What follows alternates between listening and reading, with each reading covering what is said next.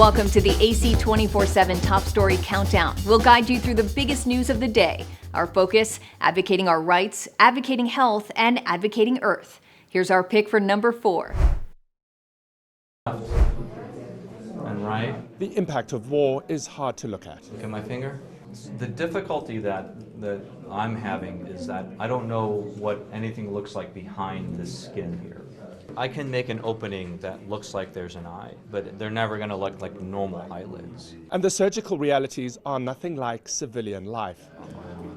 Okay. How do you compare it to here in Ukraine? Well, the level of complexity for these cases is significantly more elaborate and significantly more complex. I think we can get the mouth working better. Face the Future Mission Director Anthony Brissett says the blast injuries are often devastating. One of the things that we can do is improve the appearance of the scar. Multi-level bone and soft tissue injuries. It really does not get any more complex than this, even in a combat scenario.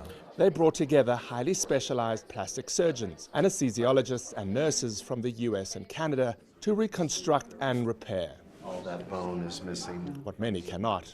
And if we can do that, then that certainly is a fulfilling opportunity. So it's not just the physical change, it's a psychological help, you hope. Absolutely, absolutely. And it's a psychological help, not just for the patient, but also for their family. Roman Belinsky is one of their patients. Thank you. He's invited us to his home. Що я думаю про свого сина? What do I think of him? Тому що I'm proud of my son, says his mother Lesia. Тому що I'm proud of him. I'm proud of the fact that he didn't run away. He didn't hide. з Черкаса. Early in the war, his mechanized infantry brigade faced the brunt of Russia's invasion and their oncoming tanks. Are you surprised that you survived? I do not understand how I survived, he says. I don't even understand how I got through the shelling because it was dark. My eye was hanging out. I was concussed. My whole face was covered in blood. Shrapnel went right through me.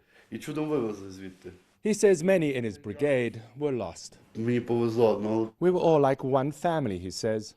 You know, somewhere you feel your guilt that I didn't also die like they did. Roman lived.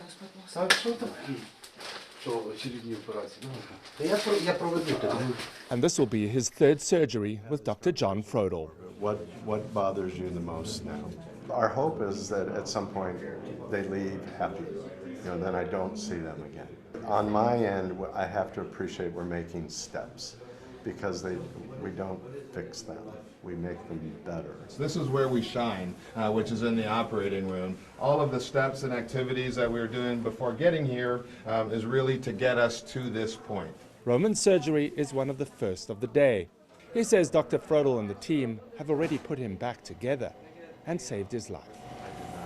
Dr. Frodel is working to move a cheek implant just a tiny bit higher on Roman. The margins in this kind of surgery are very small, but the differences for the patients can be huge. A person's appearance is a reflection of their inner spirit, of their inner self to the world. And we must never forget that. But everyone wants to have a facial appearance that others want to look at and would want to get to know you. It's part of the human condition. TheAdvocateChannel.com looks at the world through the lens of equality and inclusion. Subscribe, like, and share now. AC 24/7's Top Story Countdown continues with our producer's pick for number 3. It's been only a week since Honduras broke diplomatic relations with Taiwan, but this weekend another Central American country gave Taiwanese President Tsai Ing-wen a totally different treatment. Guatemalan President Alejandro Yamatei welcomed his Taiwanese counterpart with full honors when she arrived at his Central American nation Friday. At the National Culture Palace, both leaders signed multiple cooperation agreements covering education, agriculture, and health before meeting privately. President Tsai called Guatemala a solid ally of Taiwan, adding that she was moved by President Yamatei's friendship and expressing gratitude for what she called Guatemala's permanent support. The Guatemalan president said his government supports Taiwan and reiterated that Taiwan is, in his words, an independent nation and the only and true China with which Guatemala shares democratic values, mutual respect, and fraternal ties. On Friday, Mao Ning, a spokeswoman for China's foreign ministry, praised the new diplomatic relations between her country and Honduras, saying that the One China policy should be favored by the rest of the world. Mao added that China hopes that Guatemala clearly understands this trend and makes the right decision to stop supporting Taiwan in the near future. But Guatemalan President Giammattei has ignored China's admonitions, celebrating his country's sixth-decade bilateral relations with Taiwan instead. On Saturday, Giammattei took Tsai on a tour of Guatemala's Tikal National Park, a UNESCO World Heritage Site, due to the historical significance of its Mayan ruins. On Sunday, they're expected to visit the Chimaltenango Hospital, a medical center built thanks to a $22 million donation from Taiwan. Like the Advocate channel on Facebook for the best way to get updates on stories that advocate for equality, justice, our rights, and more. AC 24/7 continues with today's Top 2 pick. Mr. Bragg, is there any significance of yesterday's indictment? Alvin Bragg keeps his eyes straight ahead, focused on the task at hand, which now happens to involve a significant amount of history surrounding the 49-year-old prosecutor. Not only is he the first ever prosecutor to bring charges against a former president of the United States, he's also the first black prosecutor to lead the Manhattan DA's office. In February, Bragg spoke to CNN about his approach to the Trump hush money case.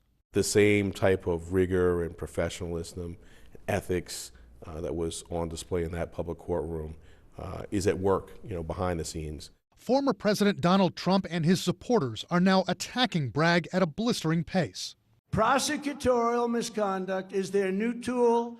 But Bragg's weathered Trump's storms before, successfully getting convictions in a major tax fraud case last year against the Trump Organization. He's also claimed to have helped sue the Trump administration more than 100 times. But one former prosecutor who worked with Bragg says his judgment will not be clouded.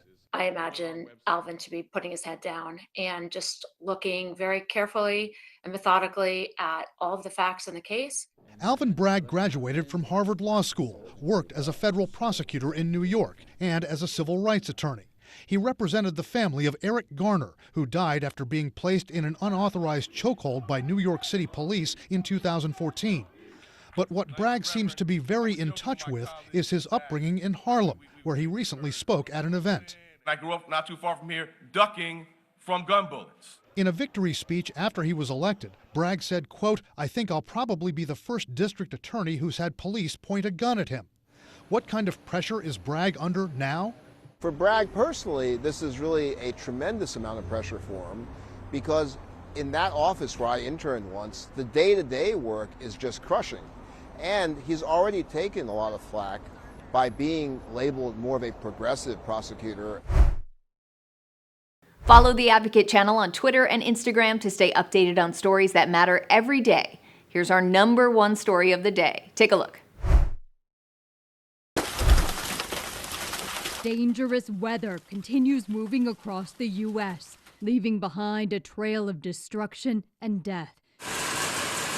This video shows hail falling near Dallas. Today, that storm system pushing through Louisiana. This is just an unbelievably tragic moment for our state. At least 5 people are dead after a twister hit Arkansas over the weekend. We have activated the National Guard in the hardest hit areas of the state. Just across the state line, Tennessee reports at least 15 deaths, with one in Alabama and another in Mississippi. The weather isn't sparing the north either. 3 individuals have lost their lives in the tornadoes that came through Crawford County. Illinois communities are reeling from tornadoes. At least 5 people are dead due to severe weather in Indiana, with another fatality in Delaware.